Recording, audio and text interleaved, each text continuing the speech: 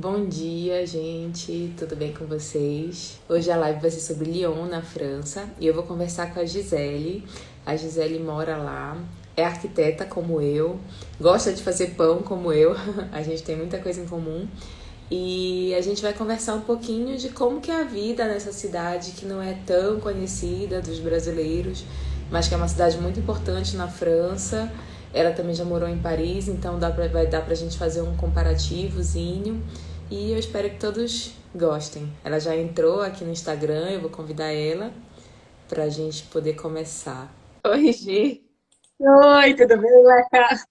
Tudo bem? Você conseguiu entrar naquele link do YouTube que eu te mandei? Consegui. Você tá aí? Eu tô, Ele tá eu tô. aqui. Ah, caramba, só porque a gente tá tentando fazer não vai dar certo? Não vale. Quer que eu entre de novo? Peraí. Porque como eu Entra de deixei novo, ele porque agora aberto, eu já tô online lá também. Eu acho que vai dar certo. É que é porque a como eu primeira vez que a entrei gente tá tentando hoje, fazer simultâneo, mas eu acho que vai dar ai, certo. a gente tá virando profissional. A gente nunca fez, mas a gente vira profissional já na primeira. Exatamente. Hoje vai ser a live teste para ver se a gente consegue fazer nos dois canais simultaneamente. Por isso que às vezes talvez o meu olho fique Perfeito. um pro lado pro outro. Não, o meu tá em cima e embaixo, tá, gente? Aí vê se Como você consegue. aqui tá aberto. A minha câmera tá aqui, tô me vendo aqui no link. Engraçado que eu não consigo te convidar. Peraí. Não, não é isso. Ah, não vale. Peraí. Não, tá certinho. Faz o seguinte, fecha aquele link e entra de novo pra gente ver se a gente consegue. Tá, ó, já fechei e vou clicar de Tá, novo no link que você enviou. tá bom. Pra ver se aparece alguma coisa É o aqui pra eu streaming, poder te aproveitar. Oi? streaming yard. Isso. Então, ele abriu aqui, tá aqui certinho. O link que eu te mandei.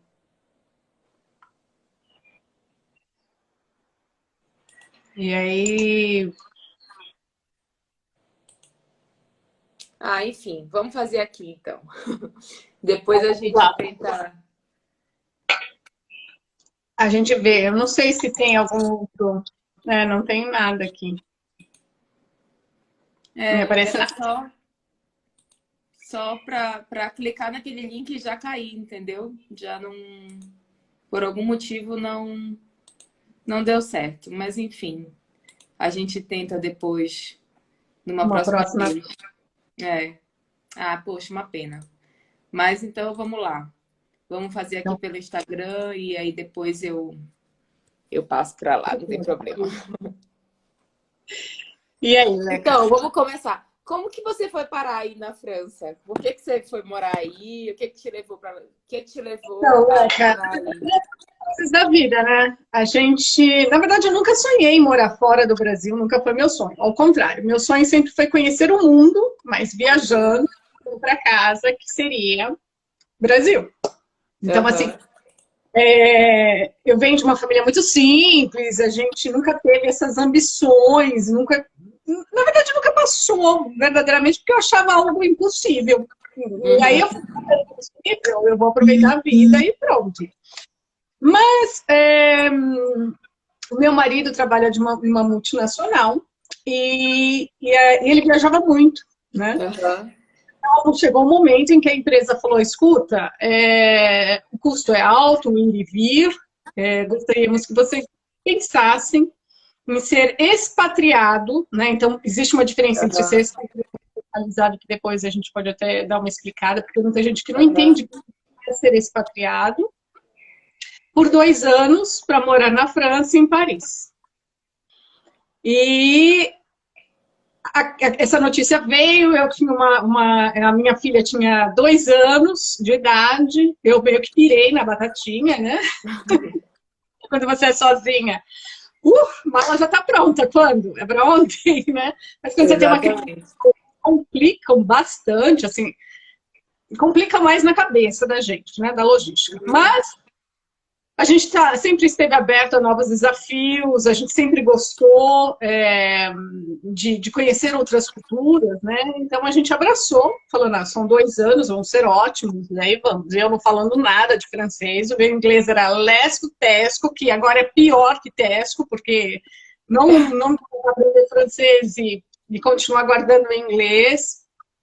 E nós viemos. Viemos com 6 malas. E aí chegamos... Coragem.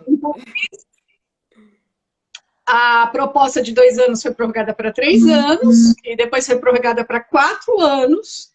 E nesses 4 anos nós fizemos as nossas 6 malas para voltar para casa, e aí eles falaram, olha, o seu cargo não tem mais no Brasil, o seu cargo agora está em Lyon, só que não tem como manter vocês expatriados, e a proposta é fazer vocês serem locais, né? Localizados em Lyon, por conta do trabalho. E aí, nós aceitamos conhecer agora realmente a França, vindo morar em Lyon.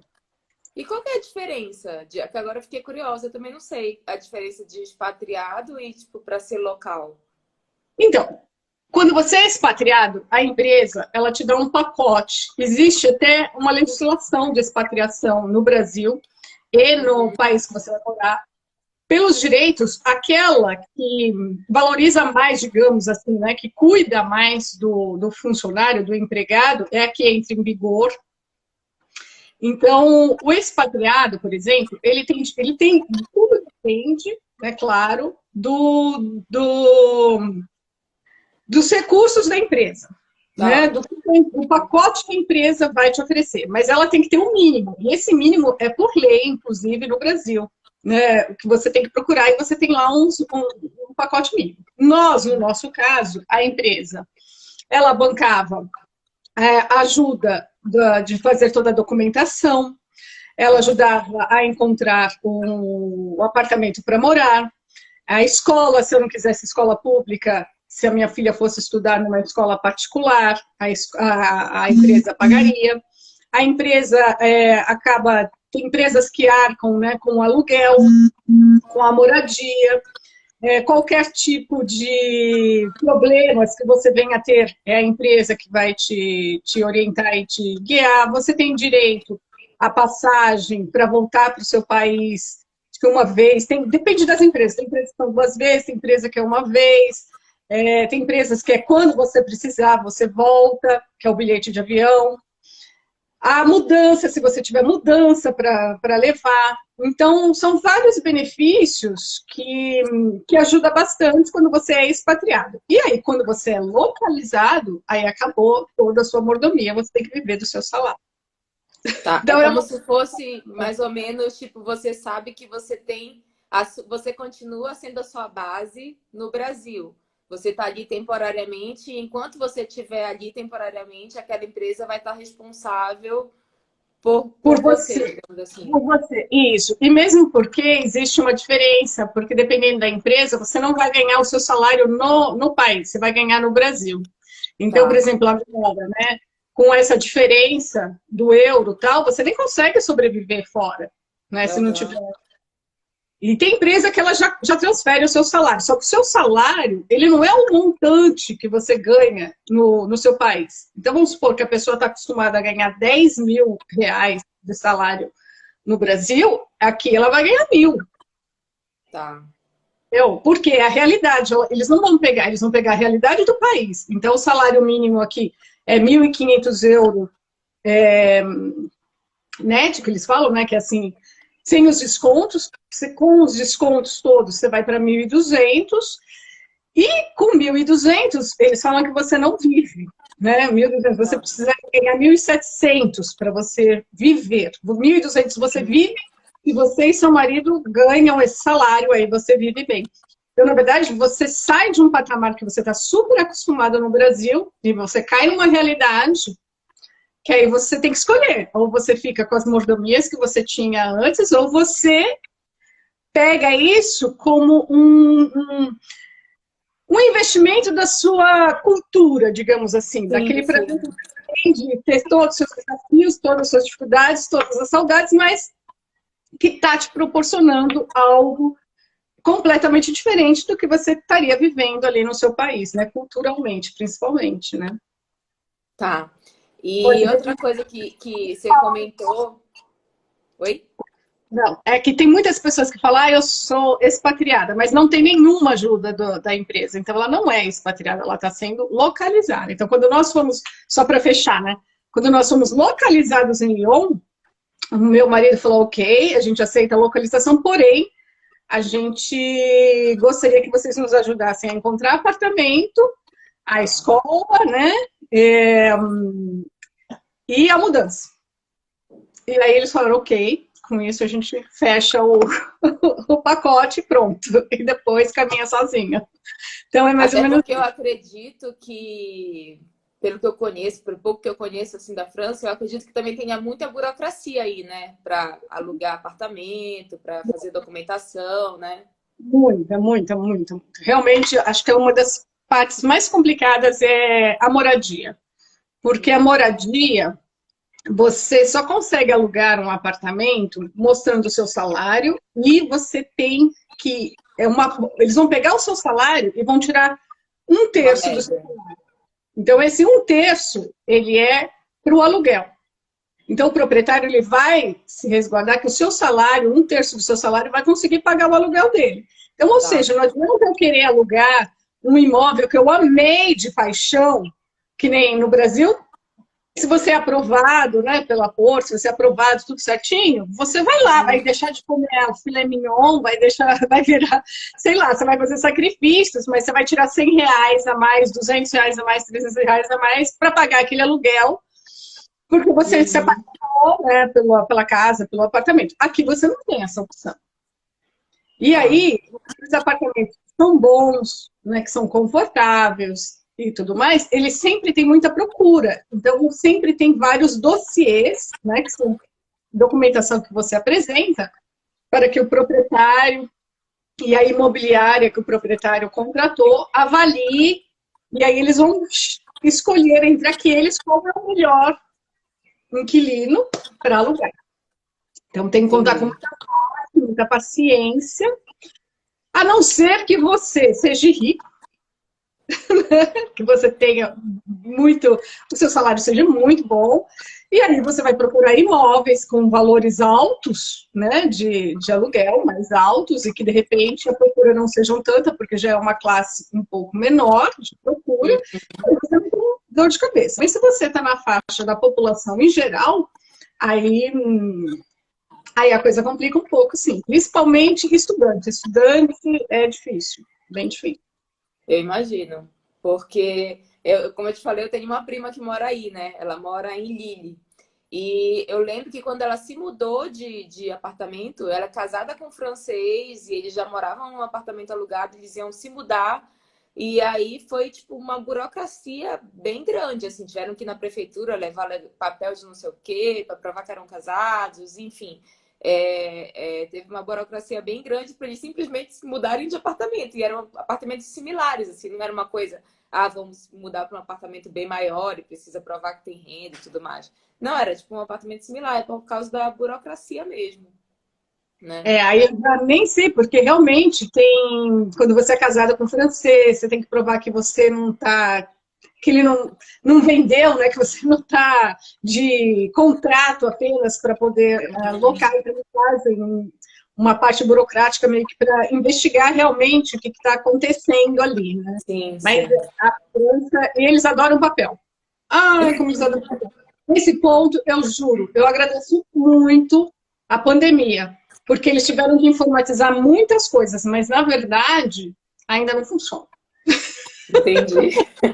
Mas já é um caminho, pelo menos agora. Mas eu acho que isso acabou acontecendo no Brasil também, né? Muitos Não, serviços que a Brasil, gente sabia que já poderiam ser online, não eram ainda por uma questão, acho que cultural até. E agora foi forçado. Foi mas forçado o a colocar muita Brasil, coisa na internet. mas Leca, o Brasil, ele dá de 10-0 em vários setores. O problema é que nós temos uma baixa estima e nós não temos bons governadores. Mas, por exemplo, um poupa-tempo, esquece aqui, não tem, minha querida. Aqui você Entendi. entrega a sua documentação e você vai ter um retorno. às vezes 1 ano depois, dependendo do que você está pedindo, e corre o risco de eles te mandarem toda a sua documentação pelo correio, que nem eu fiquei sabendo de uma amiga minha, ela é italiana, ela mora aqui há 20 anos. E ela falou que quando ela foi renovar a carta de motorista dela, né, porque quando ela chegou e tal, ela mandou toda a documentação, eles devolveram para ela, mais de 1 ano e meio depois, pelo correio, Falando que tava faltando alguma coisa. faltando um documento. É para morrer. Juro, isso acontece mesmo. Mesmo. Uhum. Burocracia. Eu sei que na Itália também tem muita burocracia, mas, enfim, eu imaginava que a França não era tão assim. Eu fico me perguntando, gente, mas quem que pede? Aqui, por exemplo, eles me pedem muito o meu nome eles chamam, não é nome de solteira, é nome de jeune fille, que é quando eu era jovem. Tá. E eu falo, mas esse nome pra quê? Porque tudo tá no meu nome de casada. Tudo. Nem eu uso, mas você precisa muitas vezes dizer qual é o seu nome e vem no documento o seu nome de solteiro. Então, assim, aí eles pedem o documento lá atrás, né? Uhum. Minha mãe, eu não lembro nem que documento que era. Ela teve que ir lá em Minas Gerais pedir, não sei o que lá, juro. Certificado. Porque, foi isso, porque quando a gente casa, o nosso certidão de nascimento fica retida. Eu, por sorte, nunca deixei nada meu retido. Fica lá, mas eu sempre peço uma cópia. Quando eu sei que vai ficar retido, eu falo, ai, moço, pelo amor de Deus, a minha única recordação. E aí eles tiram uma cópia do último momento e tal. Só que precisava de uma certidão de nascimento atualizada. Aqui na França. Aí tem que ir no cartório mesmo. Então, assim, mas aí você fala... Gente, eu mas nem... Pra quê, né? Lógico, eu Porque, na verdade, a certidão de casamento tem os efeitos da de nascimento. A partir do momento que você casa, passa a ser a sua identidade ali do seu registro civil, né? No Brasil, mas aqui você ainda precisa apresentar, dependendo do que você vai fazer, esse documento. Entendi. Então, ai, meu Deus. E aí você tem a burocracia, né? E assim, não existe um pacote. Cada negocinho é um outro pacotão. E eu acho que é muito de sorte. Eu falo para o meu marido, é muito de sorte. A gente tem que ter muita sorte com quem é o atendente que vai pegar a sua documentação e que vai fazer. Eu acho que a sua prima já deve saber disso também. Sim.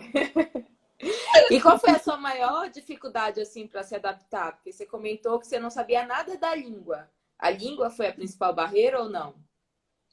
Não, porque eu sou muito comunicativa. E assim, eu saí do Brasil com 40 horas aulas de francês, e que não é nada, né? Porque se você um dia já estudou francês, de repente essas 40 horas aulas acende uma luz no fim do túnel já. Uhum. E comigo não acendeu nada, porque eu morria de vergonha. Não, eu tenho uma pronúncia do francês horrível, porque eu sou muito brasileira. E aí o povo, quando me escuta falar aqui, eles falam assim, ai, como você fala maravilhosamente bem francês, como é gostoso o seu sotaque. E aí eu fico assim, né?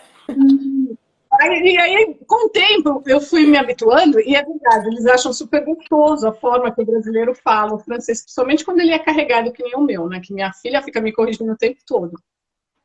Eles são gentis nesse ponto, porque você fala a língua. Mas o que eu tive de dificuldade de adaptação, a língua foi desesperador no começo, porque eu queria muito me exprimir, ou perguntar, ou saber, ou mesmo se posicionar. Então, eu tive que aprender rápido, eu tive muita sorte também de aprender rapidamente, apesar de ser muito lenta na aprendizagem da língua. O francês é uma língua muito difícil.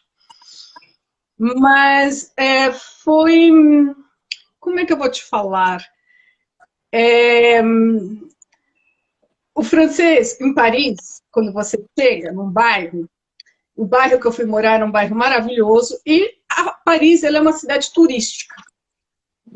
Então, assim, de uma certa forma, eu estava preparada, porque eu já tinha lido alguns livros, mas uma coisa é você estar preparada e outra coisa é você vivenciar, É né? completamente diferente, né? E aí, o que que acontece? Aqui, a gente entrou realmente dentro da cultura francesa. E dentro da cultura francesa, a gente abriu mão de ter carros, que a gente não tinha carro. A gente nunca foi em supermercado enorme, que nem a gente faz no Brasil, vai num Carrefour, num supermercado grande, fazer compra. A gente fazia como a população.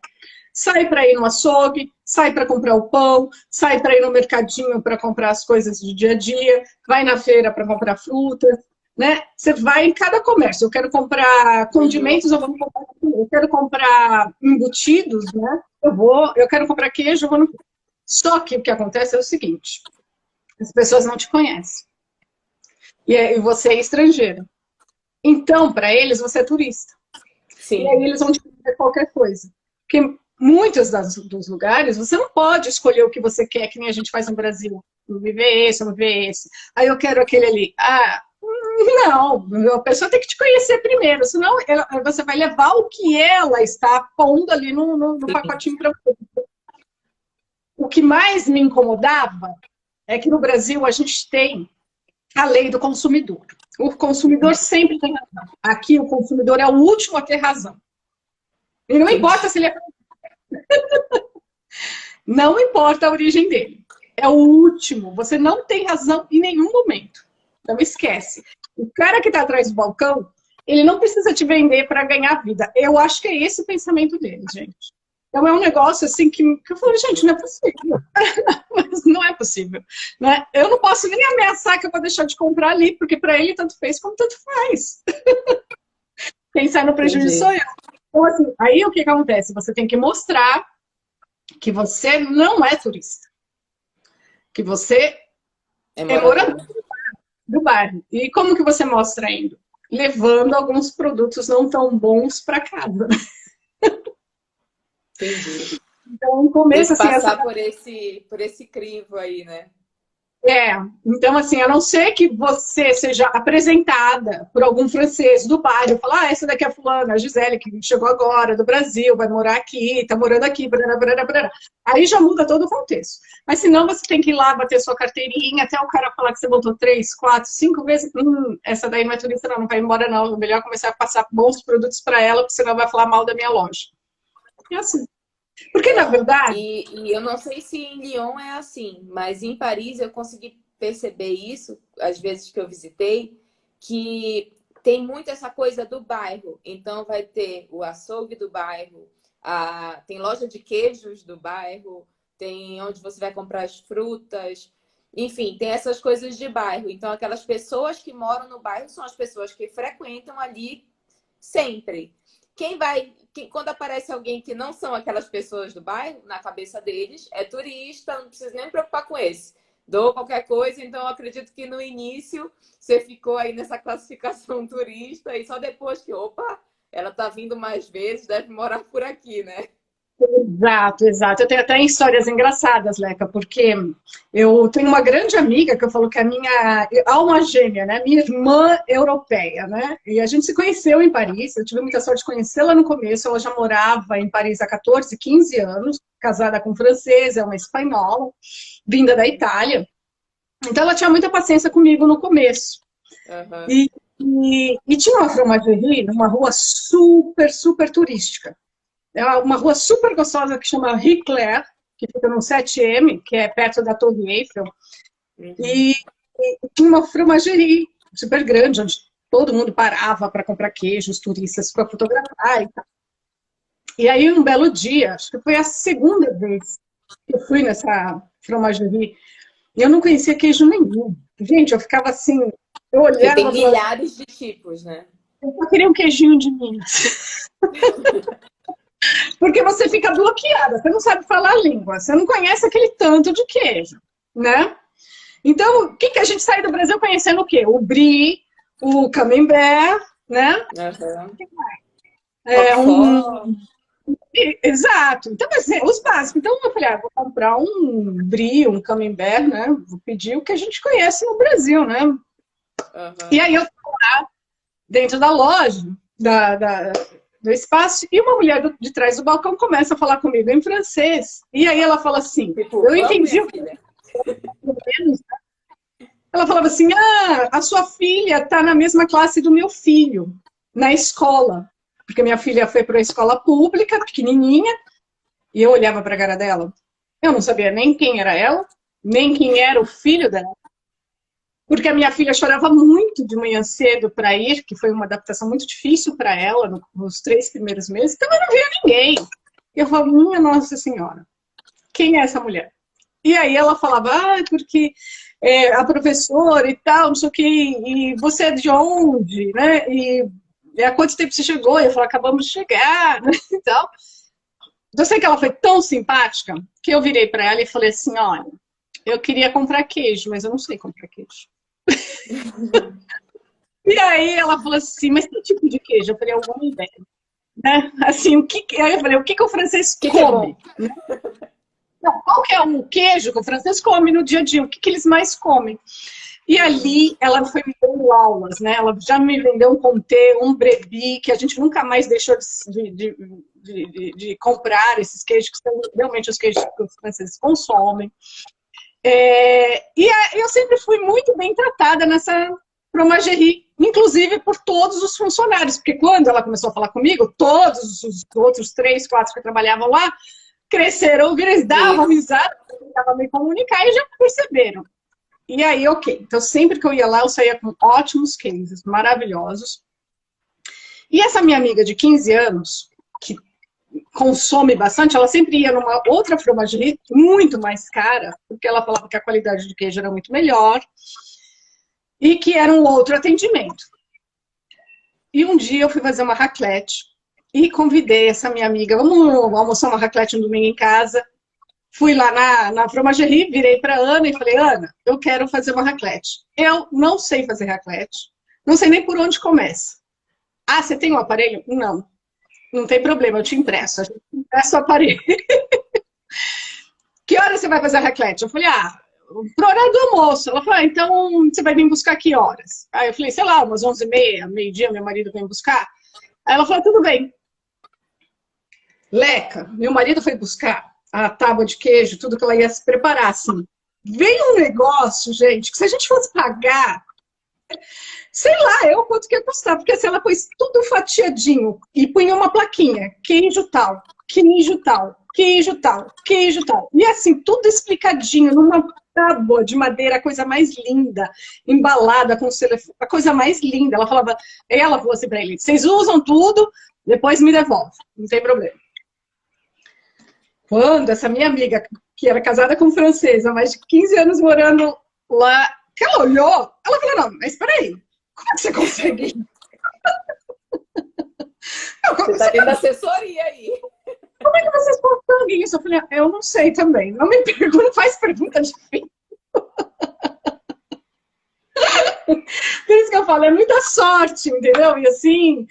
E são coisas assim, meu marido que se responsabiliza por comprar carne, porque eu falei, eu não vou lá no açougue, porque eu não sei nem o nome das carnes, não me interesso, e os cortes açougue são... é boucherie, né? É boucherie o nome? Boucherie.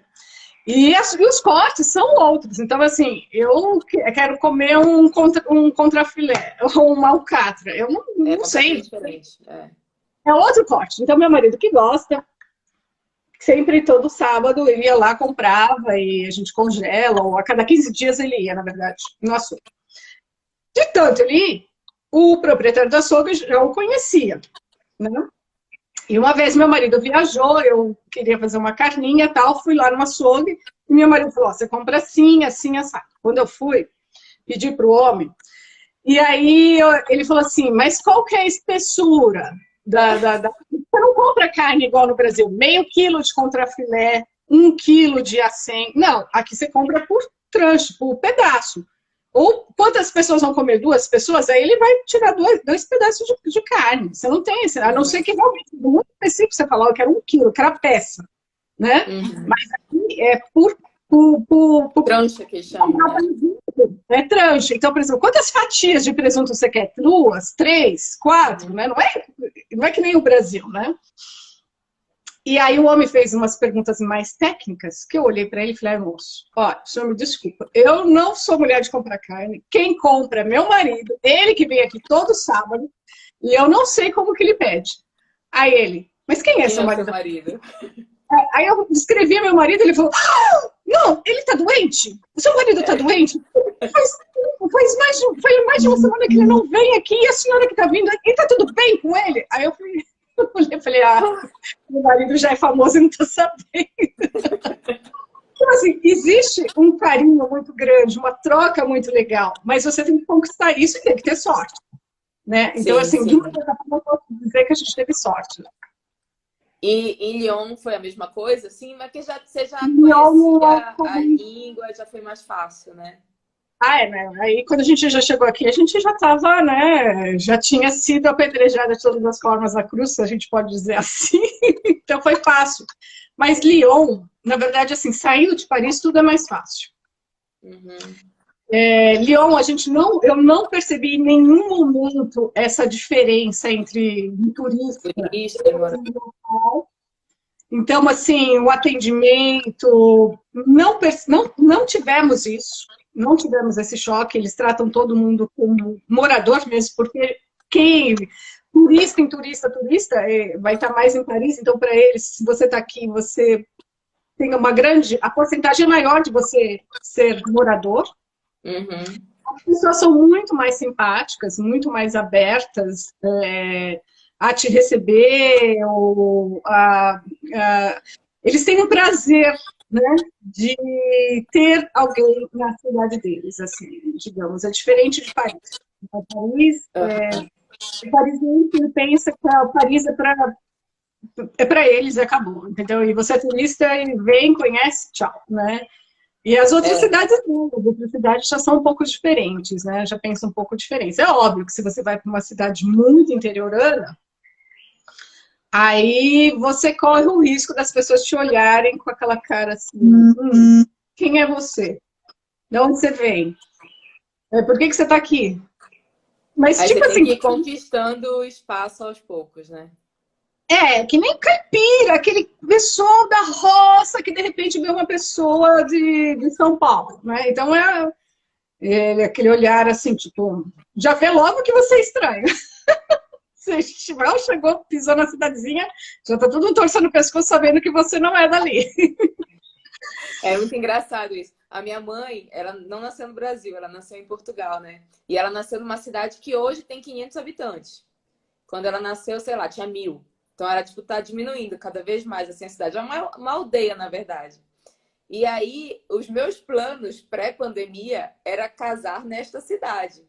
Só que aí Olha, acabou não dando certo por causa da pandemia. Mas eu cheguei aí na cidade para ver se realmente dava para casar lá na capelinha que eu queria e tal. E a gente ficou hospedada num hotel numa outra cidade, porque nessa cidade não tem hotel. No dia seguinte, no café da manhã, quando eu fui tomar café da manhã, a moça que me atendeu falou: Ah, você que é a noiva? Eu falei: Meu Deus, a fofoca já se espalhou até para outra cidade. é assim mesmo. Eu falei: Caramba, a gente chegou ontem, o negócio é numa outra cidade. Mas Não, como o padre ia ser também de outra cidade, uma terceira cidade, tipo, a fofoca já estava espalhada ali pelas 3 aldeias. exatamente, exatamente. É muito engraçado essas coisas. E você não precisa ir muito longe, não, porque eles são tão, né, aquelas vilarejos, aqueles condados, assim, nem sei como é que fala, né, porque tão pequenininhos, assim. E aí, quando surge, Em eu Portugal eu sei que chamam aldeia. Alguns lugares eu sei que chamam vilas. Mas aqui são povoados, né? Bem pequenos mesmo. Então, assim, aqui, por exemplo, se alguém está recebendo alguém de fora ou está alugando o quarto para alguém, Já várias vão pessoas já saber. têm a história na cidade. É muito engraçado. É. E uma outra coisa que a gente chegou a conversar também, para quem não sabe, eu adoro fazer pão. Gisele também gosta muito, né? É, Como que é essa relação do pão? Porque muita coisa que a gente sabe hoje de panificação e tal vem da França, né? E a gente bem, sabe que tem lugar que aqui em São Paulo tem muita padaria, mas eu sinto que na França é algo muito mais específico, assim, você vai comprar pão na boulangerie. E aí você vai exato. chegar lá e vão ter N opções de pães. E a gente conversou da baguete. Conta um pouquinho pra gente como que é pedir uma baguete aí. Então, a baguete, ela é aquele, para quem não conhece, né, a bengala, né, nossa antiga bengala, nem sei se ainda a gente acha Eu bengala, acho né, que a mas gente ela chama de baguete aqui também. em alguns lugares, né, porque a bengala É. acho que ela era até mais larga antigamente, comprida. A baguete ela é mais fina, né, mais compacta, um pão mais seco, com um tamanho Aham. X, com peso X. E a baguete é a tradição francesa. O francês não passa nenhuma refeição sem ter pão. Mas não é só o francês, né? Acho que o europeu em O geral. europeu, é. O almoço tem que ter pão, o café da manhã, né? O almoço e o jantar tem que ter pão. Eu juro, eles têm um sistema biológico muito favorável, né? Porque se a gente comesse o tanto de pão que eles comem, estaremos perdidos, né? Mas quando você vai na boulangerie, você tem lá alguns pães que parecem a baguete. A baguete geralmente ela é mais barata, ela vai de €1 a €1,15, dependendo, €1,20, né? E aí você tem uma outra que era um pouco enfarinhada, que é a tradição. Então, e aí você tem uma outra que é a flute, que ela é mais fina. E aí você tem algumas outras que cada boulangerie coloca um nome, né? Mas de repente você olha, por exemplo, uma tradição que ela tá bonita ali, e aí você quer aquela, mas aí você só sabe pedir baguete. Aí você fala, eu quero uma baguete. A moça vai te pegar a baguete, ela não vai pegar aquele pão, porque para você pedir aquele pão, você tem que pedir, eu quero uma tradição. Aí ele vai pegar aquele pão. Então, assim, quando você vai na boulangerie, ou você vai apontar, eu quero aquele, ou eu quero aquela, ou eu quero aquela outra, mas se você pedir baguete achando que todos aqueles que são bisnagas e compridas são baguetes, não, você vai sair com Não vai uma rolar. normal. Tá normal. Geralmente eles colocam uns nomes, porque as boulangeries acabam até cada uma dando, batizando, às Inventando vezes. nomes, né? É. Mas é muito engraçado, porque às vezes você quer aquela e aí você pede a baguete, aí você fala, poxa, né, não era a baguete, eu queria aquela, né? Mas ok. Aí eu, às vezes, ao contrário, que comigo às vezes aconteceu ao contrário, né? Eu falava assim, eu acho que eu pedi tradição, no começo, né? Porque meu marido que sempre comprou pão também, na boulangerie, ele é conhecido nas boulangeries, porque eu foda pra ele. E aí a gente, às vezes, quando eu ia, eu falava assim, pedi uma tradição, né? Vamos ver o que é isso, porque a maioria pede tradição. Aí vem esse outro que é um pouquinho menor que a baguete, e fala, mas eu acho que eu queria mesmo era a baguete. Então, assim, quando você chega, que você vai conhecer, vale a pena conhecer todos os pães, né? Mas a baguete é a tradição, mas tem várias outras. É a tradição francesa, mas existe a tradição, o pão tradição, que é parecido com a baguete também. Legal. E é outra coisa que você chegou a comentar comigo, que o pão francês, que a gente conhece aqui no Brasil como pão francês, não existe na França, né? Não, não existe. E é muito engraçado porque eu recebi muita gente, né? Tem vários amigos, várias pessoas que vêm. E aí eles falam, eu quero comer um pão francês, né? Cadê o meu tio? Então, não, pão francês, tio, não tem. Eu não tô na França. Eu falei, então, tio, um pão francês, né? Qualquer pão que vai na boulangerie, você vai comer um pão francês. Não, mas o pão francês, Gisele. Eu falei, não, olha, não existe esse pão francês aqui. Você não vai achar. Tem algumas boulangeries que fazem até um pãozinho pequenininho, Mais redondinho, né? que lembra, né, o francês, mas entre lembrar e a realidade existe um vácuo. Uhum. Então, não funciona. Por quê? O pão francês no Brasil, ele levou esse nome por conta da época, né, da imigração, né, da colonização do Brasil, onde foram franceses, espanhóis, italianos, né, holandeses, que chegaram os navios, foram colonizar todo o nosso Brasilzão e cada um trouxe um pouco da sua cultura. E o francês era o pão, ele queria fazer o pão, a baguete, queria fazer, né? Só que com o clima, o tipo de farinha, a água, tudo isso quimicamente, né? Você que faz pão, você vê como varia, né? A temperatura, Varia muito. varia muito. Tem um dia que aquela massa ficou perfeita, na próxima vez você faz igualzinho. Às A gente não vezes é sabe até a mesma farinha, mas se for de lote diferente, já dá diferença. exato, mas a temperatura mudou. É algo. Por isso que eu falo que é muito mágico fazer pão. Você não Eu acho perde também. nunca, Muito não mágico. perde nunca. Mas ele é muito, né? Ele é muito ele mesmo. Ele que manda na situação. Exato. A não ser que você seja uma profissional e domina muito bem a técnica, né? Que não é o meu Ou caso. então, se você tem um ambiente que você consegue controlar todas as variáveis, né? Você consegue controlar a umidade, temperatura, você tem sempre o mesmo tipo de insumo, que é isso aí já vai ser numa padaria profissional, né? Porque até as artesanais não conseguem isso. Exatamente.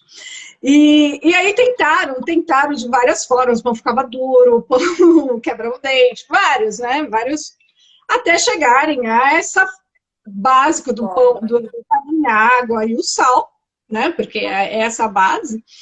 E saiu o pãozinho francês, né? Pequenininho, aí bonitinho, que é o nosso até hoje. Lógico que batizaram de pão francês em São Paulo, na região sudeste, né? E aí no Brasil, em cada região, tem o seu nome aí, né? Sim. Mas as pessoas chegam aqui procurando pão francês e aí, Pão desolé. francês, gente, é baguete e croissant. Vai comer croissant na França, que croissant na França é bom. Ah, nem me fale, né? E olha, eu não sou fã, mas quando eu como com gosto, viu? Porque realmente não tem nenhum outro lugar. É a manteiga. O E segredo é a manteiga. é muita manteiga. Eu falo que, olha, só um. Eles iam fazer passeios no bairro. E isso é muito comum aqui na França. Você nem sabe, você está em casa e aí, de repente, sua filha está na rua, andando de mãozinha dada, caminhando. Mas nesse dia, eu fui convidada para acompanhar as crianças, que eles iam em uma boulangerie do bairro visitar. Eu falei, opa, Tô dentro. falo nada de vocês, não conheço nada de pão, ainda vou entrar dentro? Tô dentro.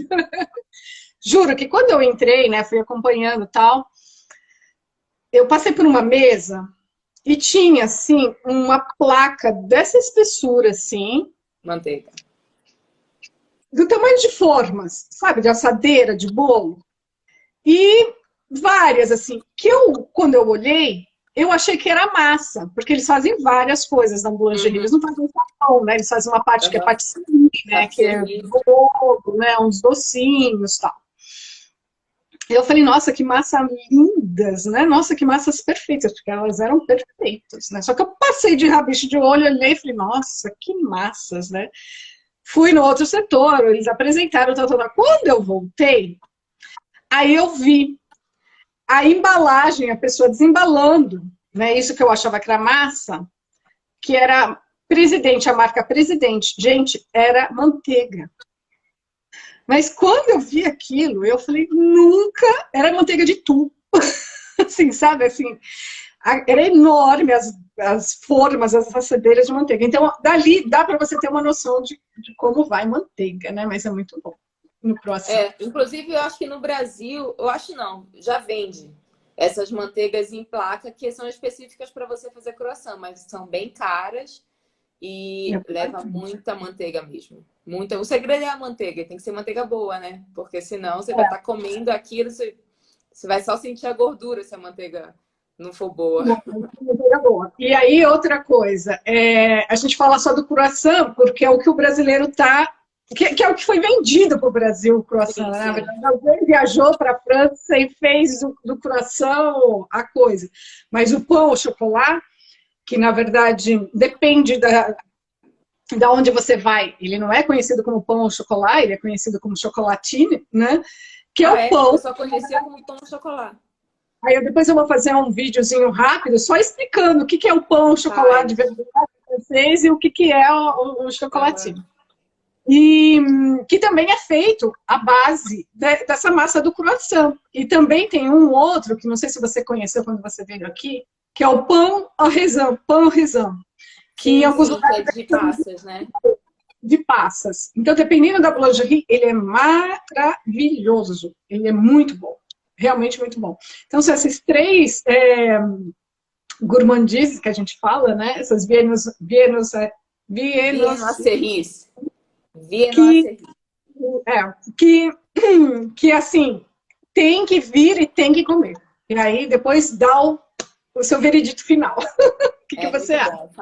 Faz parte do passeio. Tem que fazer isso. Porque é muito gostoso. Essa parte de massa folhada deles é muito boa.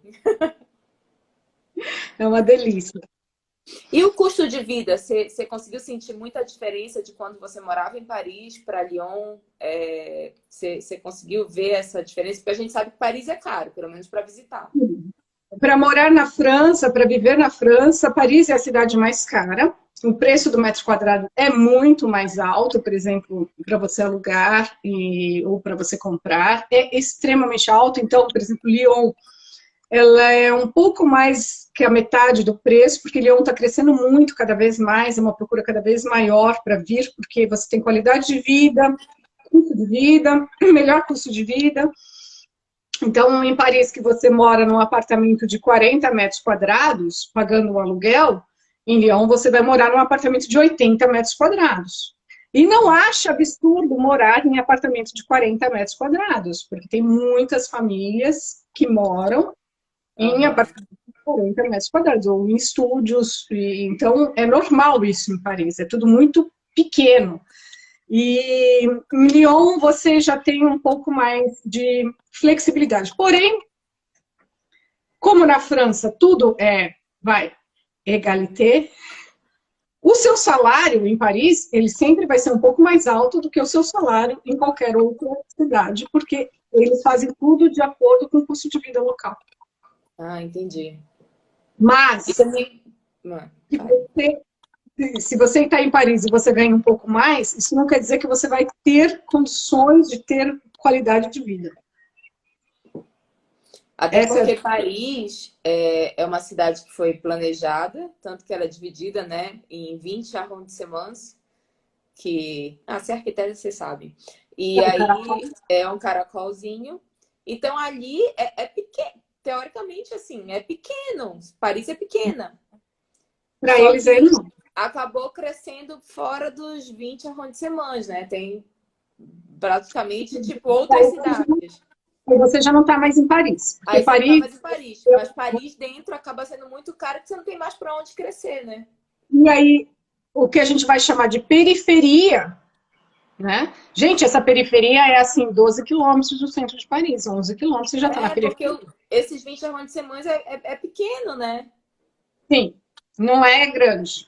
Se a gente for comparar com a cidade de São Paulo, então, nossa, eu estou É bem no pequeno. interior. Como super campinas, né? Eles acham absurdo, porque para eles é uma coisa sem fim. E eu falo, vocês não sabem o que é sem fim, não, gente. Onde mora minha sogra, esquece. Então, essa periferia, então, quanto mais próximo de Paris, mais caro está ficando também o metro quadrado, porque a procura está ssendo muito alta.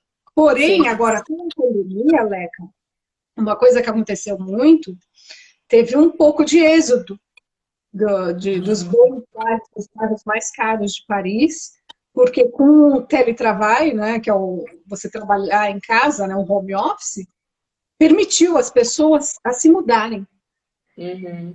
a morarem em cidades com maior qualidade de vida, que fica uma hora e meia do seu trabalho, que você vai uma vez por semana, 2 vezes por semana, então muitas famílias acabaram optando por isso. Sim, sim.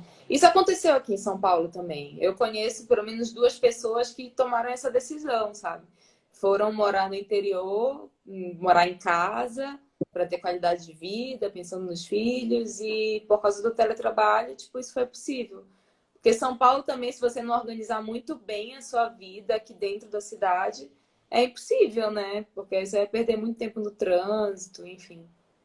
Não, Então, isso acabou acontecendo aqui também. E Lyon tem bastante ponto turístico? Você acha que ela é mais turística entre os franceses? Assim, eles vão visitar?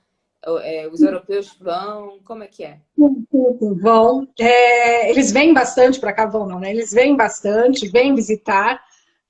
Eu mesma não conhecia Lyon, então, para você ver como são as coisas, eu conheci a França de uma certa forma, explorei, mas essa parte do Rhône, né, porque eu estou numa região chamada do Rhône, eu nunca explorei, nunca olhei no mapa e falei, ah, vamos ver o que tem lá. Meu marido sempre falou, ah, vamos para Lyon. Eu falei, ah, não estou afim.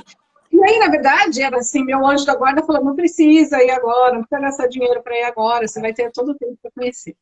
Mas Lyon é uma cidade lindíssima, ela tem um encontro de dois rios, que é o Rhône e o Saône.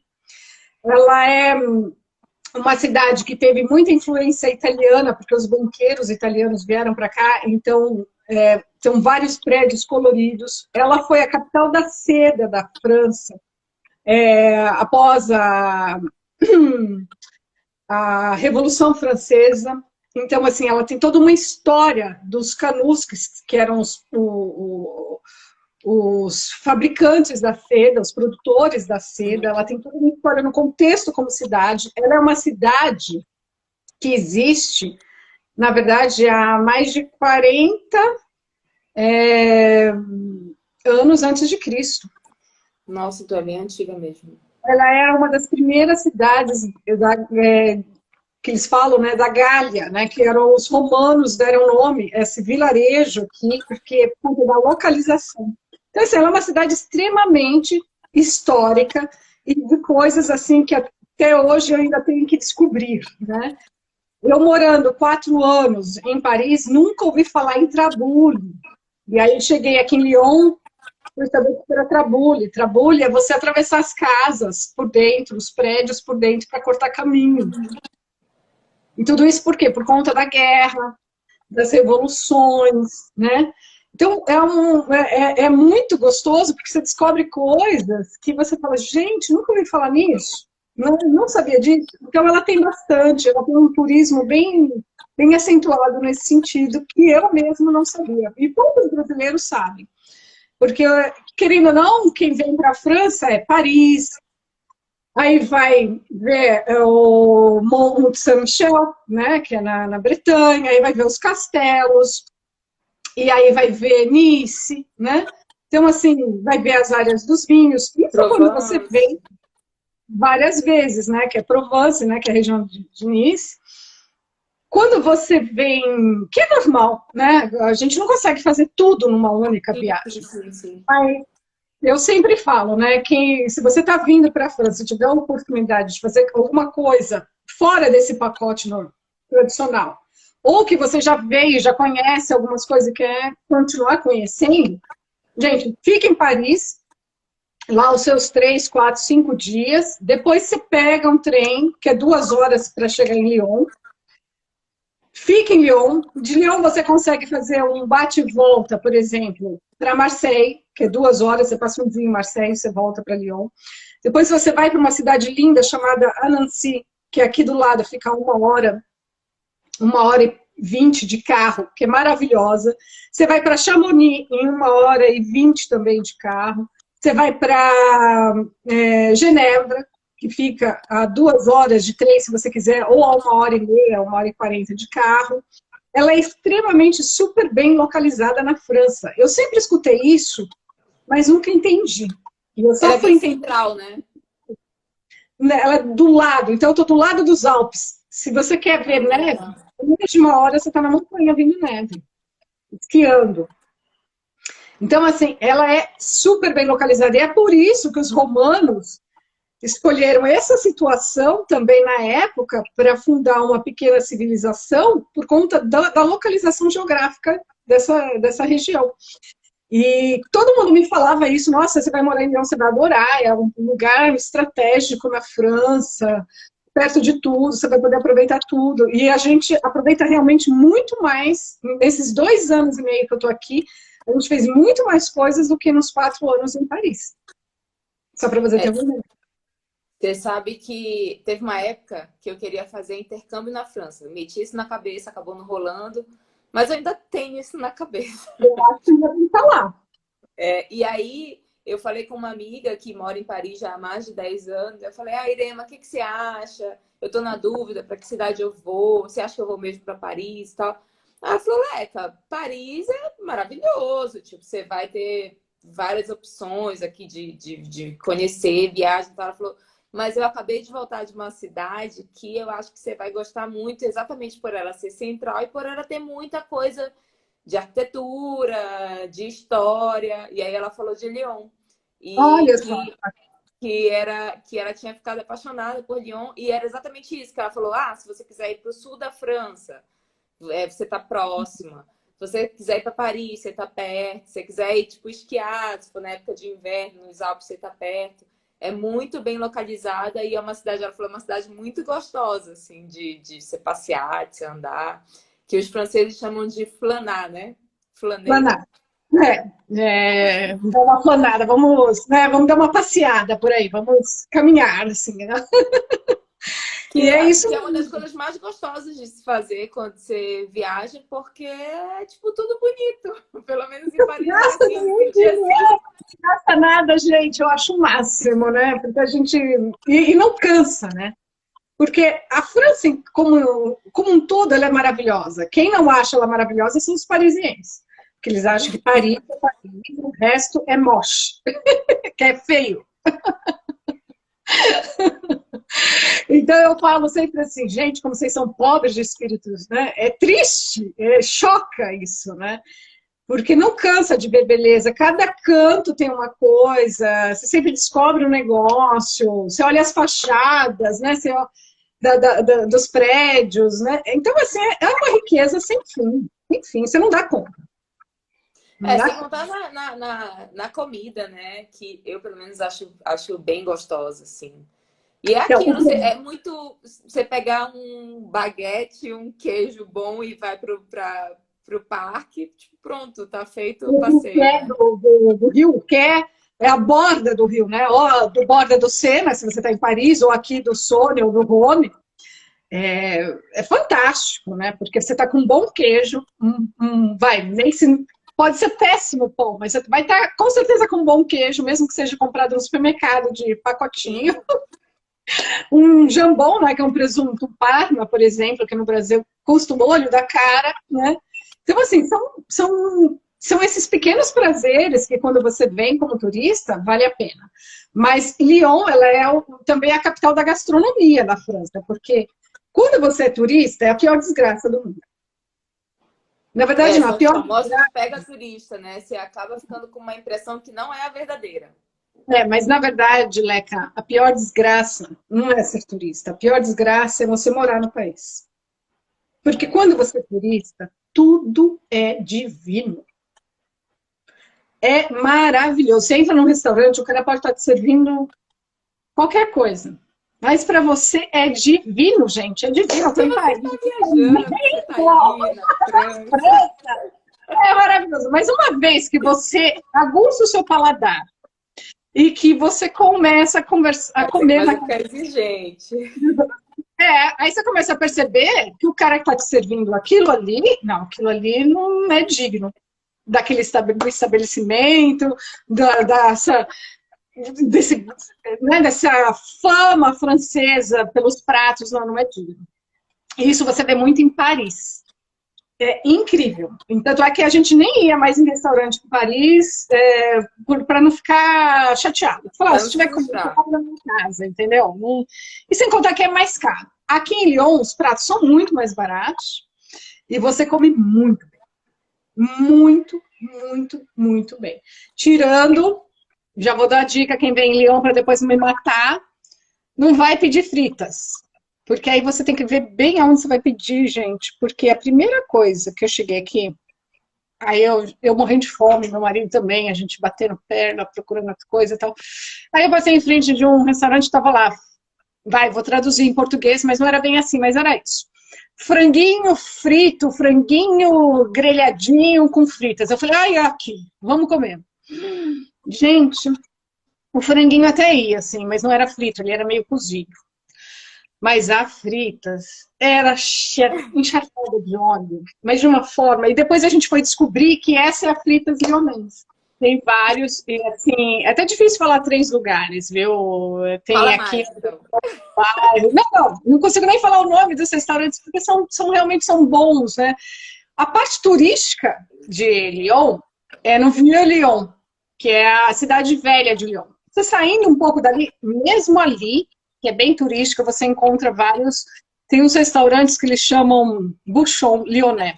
Aí o Bouchon Lyonnais tem toda uma história para esse Bouchon, que eram os restaurantes que abriam super cedo, onde os trabalhadores da seda comiam tipo 10 horas da manhã, 9 horas da manhã, era como se fosse um almoço, uma comida bem forte.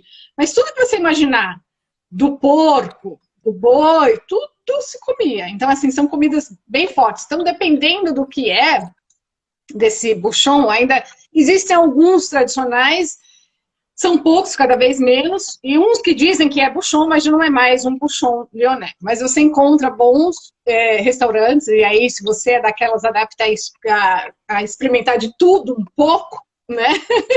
Das coisas mais estranhas, porque o francês come tudo. Principalmente aqui em Lyon, eles comem tudo.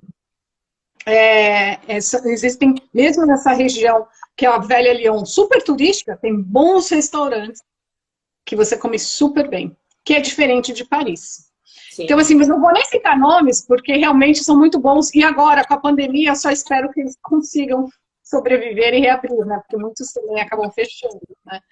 Mas são muito bons. Mesmo restaurante considerado um étoilé, não é o mesmo preço de Paris. Você consegue comer bem e pagando bem menos, se você quiser se dar esse presente de o que é comer um chefe renomado, por exemplo. Que aqui é a cidade do Paul Bocuse, né? Um dos maiores chefes franceses, né? Que é para quem não conhece, é o do Ratatouille. Ele é de Lyon, né? Eu já tinha lido em algum lugar. Então, quando eu cheguei aqui, várias coisas eu não sabia. Eu não sabia que Saint-Exupéry era daqui, e que eu fui visitar a casa onde ele passava a infância dele. Aqui na cidade ao lado, né? Não aqui de Lyon, mas aqui do lado. E aqui foi onde nasceu o nosso Allan Kardec. Então, são vários nomes aí super conhecidos e que vieram daqui de Lyon, da cidade. Ah, legal. E só para a gente finalizar, teve um ponto aqui que eu acabei, não que eu esqueci, mas que acabou que o tempo não deu para a gente falar. Eu queria que você falasse um pouquinho da questão da educação. Sua filha hoje, ela estuda numa escola pública, você considera a qualidade do ensino boa? Como que você avalia isso?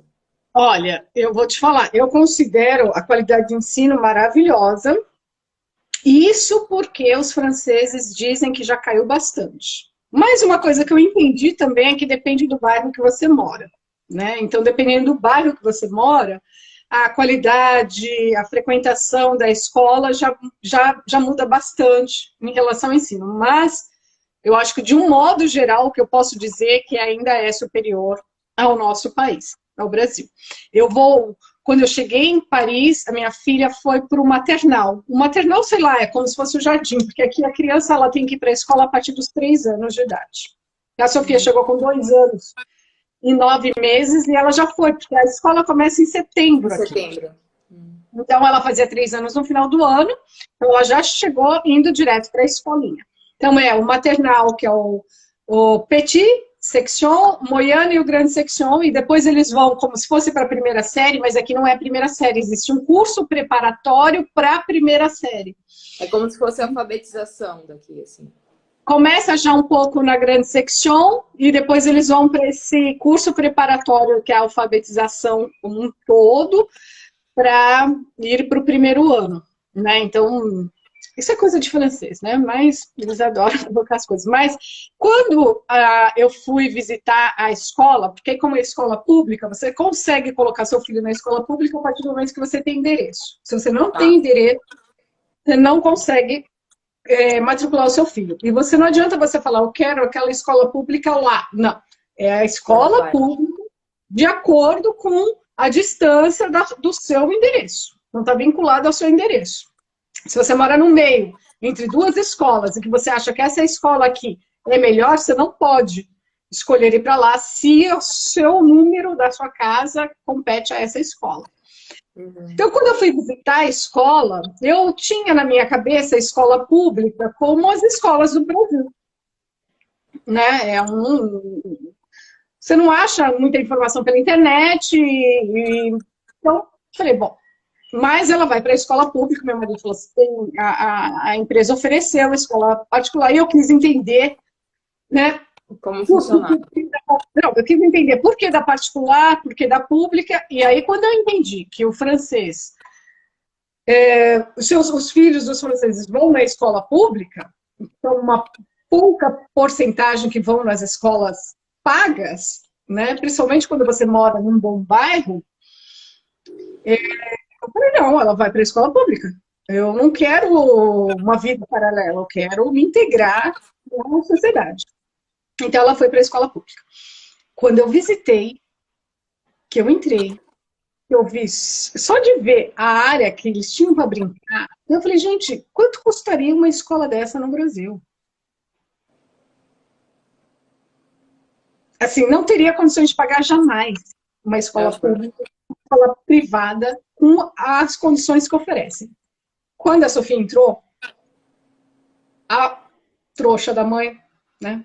Falo trouxa porque, gente, eu não fui procurar na internet. Não fui. Fui preparada para isso. Perguntei, e a lista de material? Né? E uniforme? E mala? Né? A diretora ficou olhando para minha cara. Minha filha, você vem de onde? Não tem material, não tem uniforme, não precisa de mala, blá, blá, se a senhora quiser pôr Dudu, a chupeta, não precisa. Nada, nem o material meu, pacote, papel sulfite, assim, lá para colorido? Não, nada, tudo é fornecido pelo Estado, tudo. E a Sofia trazia malas e malas e malas de trabalhos para casa, de desenhos, de artes, de pintura, Dia das Mães, Dia dos Pais, Dia da Páscoa, Natal, parará, parará, tudo ela trazia trabalhos, presente para mim, e a gente nunca forneceu nada. A única coisa que a gente pagava era a cantina. E a cantina você paga de acordo com o seu salário. Então, você tem o seu salário e a cantina é dividida lá, sei lá, em 7, 10 tranches. Você o seu salário se encaixa na tranche 5, você vai pagar esse valor de cantina. Se você ganha mais, vai na tranche mais alta e vai no esse valor, para que todos consigam ser egalité, né? Quem ganha menos e quem ganha mais, pagar proporcionalmente a mesma coisa para o seu filho que come na cantina, só. E uma outra coisa que eu queria perguntar para você em relação a essa questão de educação é que quando eu visitei Paris, eu percebi que muitas vezes quando eu ia no museu, tinham turmas indo no museu, assim, turmas da escola, que eu até ficava pensando, meu Deus, a responsabilidade dessa professora com 20 crianças pequenas. Você percebe isso também, que eles dão essa ênfase na parte cultural e Total. extracurricular, digamos assim? Total. Mas isso depende muito de cada professora, porque aí a escola, ela tem Ela tem budget, autonomia, assim. eles têm um budget, que aí é um dinheiro que vem de uma quermesse que eles fazem no final do ano, ou é a venda de um pano de prato, e eu acho que deve ter algum outro budget também que o governo deve dar. E aí eles fazem esses passeios. O que é esse budget? É pagar o bilhete do metrô e do transporte público para os professores e para os pais que acompanham, porque eles sempre solicitam depende do número de alunos, mas, por exemplo, uma classe de 30 alunos, às vezes vai uma pessoa isso. Vai uma professora e aí convida lá uns 4 pais para ir. Pagar, às vezes, a entrada do museu, que muitas vezes já fazem parcerias com as escolas, porque eles já têm todo um esquema. Então, assim, é muito pouco, né, o custo para o benefício que as crianças têm. E eles fazem essas saídas, assim, sem, às vezes, nem muito avisar os pais. Nós vamos no Museu d'Orsay. E às vezes a Sofia ia a pé lá para o Museu d'Orsay com todos os amiguinhos, e passava lá umas 2 horas e voltava. Mas é normal. Muito legal, né? Nossa, mas no Brasil jamais a gente... E é muito legal, você vê na rua, atravessando, pega metrô, pega ônibus, eu já fui acompanhar várias vezes, aí você fica meio doidinho, porque nós somos estressados, o povo brasileiro, né? Mas o francês não. Isso é normal, faz parte do dia a dia deles. Não, e isso é muito bacana para a criança, porque desde pequena ela vai tendo a educação da vida, assim, né? Tipo, saber pegar um transporte, andar, atravessar a rua, sei lá, coisas básicas, até, tipo, conhecer um pouco da cultura, de arte, enfim. Eu acho muito Exato. bacana essa parte extracurricular, digamos assim, que muitas vezes algumas escolas, por uma questão de segurança, até uma questão, acho que de cultura mesmo, você tem que pedir autorização para todos os pais, é muito mais difícil conseguir organizar. Eu lembro quando eu era pequena que tipo, minha escola organizava umas coisas, tipo, passeio no sítio, não sei do que. Aí minha mãe, você não vai não, não sei quem é o motorista, que não sei o quê. Então, era muito mais complicado, assim, do que de fato eu vi que, não só na França, mas em muitos lugares da Europa, tem essa liberdade maior e eu acho que isso está muito ligado também à questão de segurança, não só a É, segurança de assalto, essas coisas, mas como a segurança que a escola passa para os pais, assim, né? porque na verdade o francês ele ensina a criança a ser independente desde pequeno. Aqui, se a criança está com o pé trocado, com o sapato de pé trocado, ninguém, a não ser os pais, vão falar troca porque está errado. Não, nem o professor, nenhum adulto, nada. Se a criança tiver com um remela caindo aqui assim, ó, até pingando aqui, ó, vai continuar, que ninguém vai falar nada. Era uma das coisas que me chocava. Só uma pausa aqui que a Diana tá falando para a gente dar um oi para ela. Oi, Diana.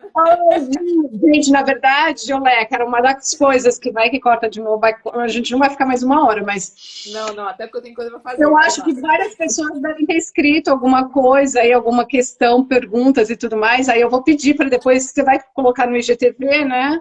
Sim, sim, sim, sim. Vou E ou colocar. mandar as perguntas para mim, ou mandar para você, que a gente vai ter um prazer aí de estar respondendo. Exatamente. E ó, a Gi sabe tudo de França, hein? É, Então, quase tudo. explorem bem, perguntem, Todo mundo já perguntem foi um mesmo pouco que na ela, frente. que ela sabe responder tudo.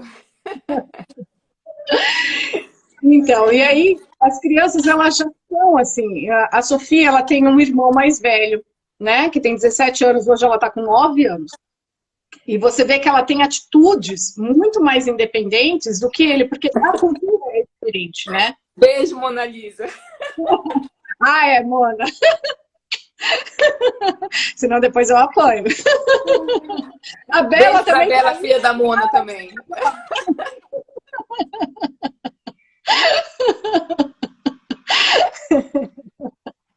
Olha lá, a Mona, a Sofia, a nora dela. As meninas são ótimas. Vocês que não conhecem, uma mora na Angola e a outra mora no Cazaquistão. E também, ó, se quiserem saber desses países, elas sabem tudo. Contar que elas são super divertidas, gente. Muito São simpáticas, ótimas. extremamente divertidas. É As que a duas Tati. já passaram por aqui, já fiz entrevista com elas, está salvo para quem E a quiser Tati ver, é também, muito a legal. Tati é da Eslováquia. Não sei se a Tati está aí, mas acho que ela A passou Tati aí. entrou, eu vi que a Tati entrou, eu acho que agora nessa segunda vez não, mas a Tati também da É, Eslováquia sabe muita coisa. Tem umas é. curiosidades de Lara contando do casamento dela, super diferente, super divertido. Dá um livro, né? Dá um livro. É verdade. Mas ó, Gostei. pra gente não se prolongar mais muito, que a gente já tá há 1h20 conversando. Eu queria te agradecer muito ter topado participar desse projeto aqui. Eu acho que a melhor maneira da gente conhecer outros países é conversando com quem mora neles e você com certeza se permitiu vivenciar e morar mesmo para viver o que o francês de fato como é o dia a dia deles, né? Porque às vezes a gente fica um pouco de medo e tal, mas você não, você se jogou. E você Ah, só tem a ganhar, porque com certeza você, sua filha, vocês se enriqueceram muito, assim, culturalmente. E de mudar mesmo a percepção de muitas coisas que quando a gente não vivencia, a gente fantasia algumas coisas de como é e ver como é que é a realidade. E aí exato. foi muito legal você compartilhar isso aí com a gente. É, não, é um prazer enorme. Eu acho que cada um tem que ter seu mantra interno e se blindar eternamente para não sofrer. Mas eu acho que quem tiver a oportunidade, gente, vai por mim, não fica pensando muito não. Mas também Quando sair do Brasil, se permitir viver fora, aí corta, né? Corta, né? Lógico que os laços familiares, os amores, as famílias sempre, isso é eterno. Mas sai do seu paradigma aí. Da zona de conforto ali, de ficar E se querendo ver que se tem. você ficar comparando o feijão, você vai sofrer. Então, assim, liberta-se e fala, vamos, como diz, né, um ditado que eu escutei outro dia numa live, eu achei o máximo, anotei para mim. Se você não rir da vida, a vida vai rir de você. É verdade. E é muito gostoso a gente olhar para trás e falar, caramba, olha o que aconteceu na minha vida nos últimos 5 anos, porque eu me permiti, né? Porque Exato. muitas vezes a gente sabe de pessoas que vão e tipo, ficam contando os dias para voltar e não conseguem vivenciar aqui. Muito, Leca. Não consegue um ano já está desesperado e voltando. Sim, mas aí sim. é cada um, né? Sim, sim. É verdade. Mas Não tem enfim, que ver, né? eu queria só te agradecer e falar que foi muito gostoso o nosso papo. E aí, quem sabe a gente não marca um próximo só para falar de pão, já que a gente gosta de farinha. Exato. De Colocar umas pão. receitas. Vamos, já gostei. Vamos marcar, tá bom? Gostei. Um beijo. Juntas, todo mundo. Vamos marcar de fazer. A gente sincroniza direitinho, eu alimento meu levante, você alimenta o seu e a gente faz junto. Perfeito. Tá bom?